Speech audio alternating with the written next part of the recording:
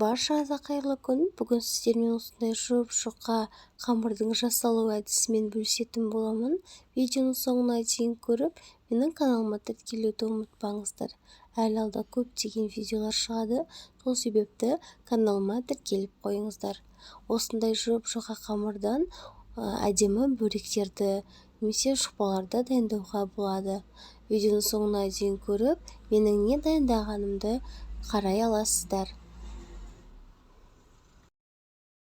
Біз ең алдымен қамырын дайындап аламыз. Қамырын дайындау үшін ұнымызды осы електен өткізіп аламыз.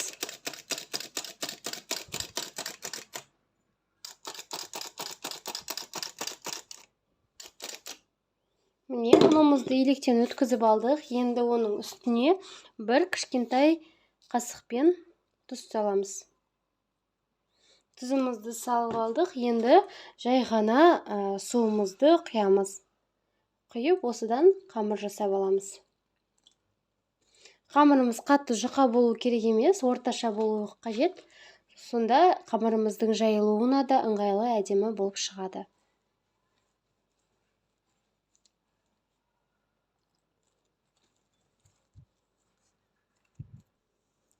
Міне, қамырымызды дәл осылай етіп илеп алдық. Енді 10-15 минуттай тындыруға қоямыз.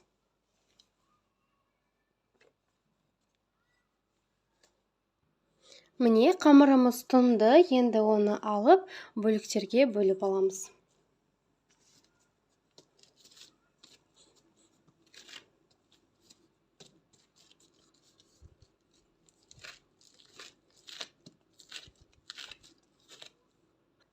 Дәл осы қамырларымызды кішкентай ғана бөліктерге бөліп аламыз. Осындай кішкентай ғана бөліктерге бөліп аламыз. Міне, дәл осындай кішкентай бөліктерге бөліп алдық. Енді осы дөңгелекше етіп аламыз. Міне, қамырымыз дәл осындай дөңгелекше етіп алдық. Барлық қамырларымызды осылай істеп шығамыз. Міне, қамырларымыздың бәрін дөңгелекше етіп дайындап алдық. Енді тұндыруға қойып қоямыз. Бетін міндетті түрде жауамыз. Кішкене тұндырамыз. Міне, қамырымыз тұнды. Міне. Енді осы қамырымызды жайып алатын боламыз. Дәл осылай жайып шығамыз. Міне, барлығын дәл осылай етіп жайып алдық. Қағазымызды қоямыз. Оның үстіне кішкене сұйық майымызды жағып аламыз.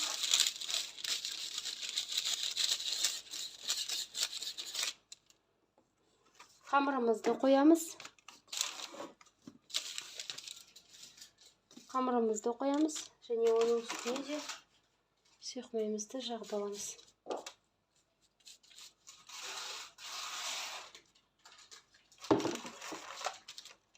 Оның үстіне кішкене ұнымызды себеміз. Оның үстіне тағы қамырымызды қойып шығамыз. Оның үстіне тоже сұйық майымызды.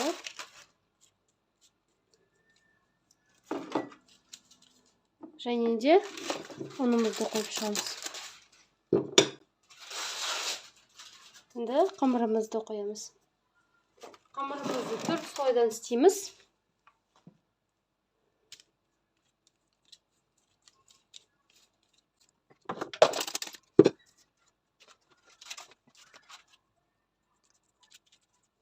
Тақымызды сүйеміз.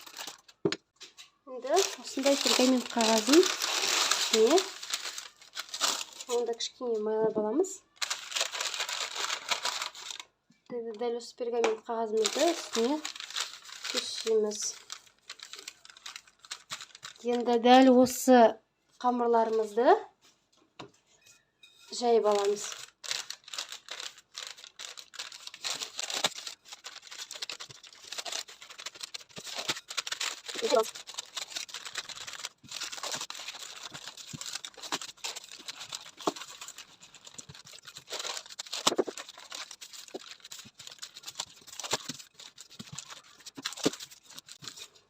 Міне, Міне қамырымызды жайып алдық.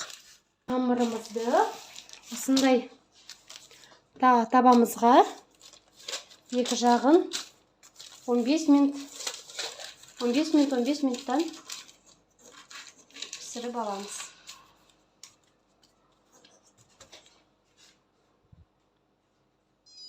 Екінші жағын аударып, дәл осылай 15 минуттай кішкене 15 минуттай ыстық отта тұрғызып аламыз. Міне дайын болды. Енді бұны төңкеріп аламыз. Міне енді дайын болды. Енді осы қамырларымызды осылай аламыз. Дәл осылай. Дәл осы жұқа қамырлардан осы бөлектерді дайындайтын боламыз. Дәл осындай етіп орап аламыз, және де екіншісін үшбұрышты тәсілмен орап аламыз. Және оны противеньға салып, әдемілеп жұмыртқаны жағып аламыз үстінен. Міне жұмыртқамызды жағып алдық. Енді оны үстінен күнжутымызды сеуіп аламыз. 180 градуста 30-35 минуттай пісіріп аламыз.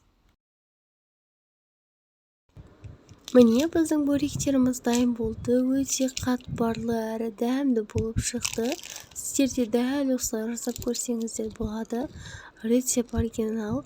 Өзім осы рецептпен қолданып, дәл осындай бөректерді жасап қоямын.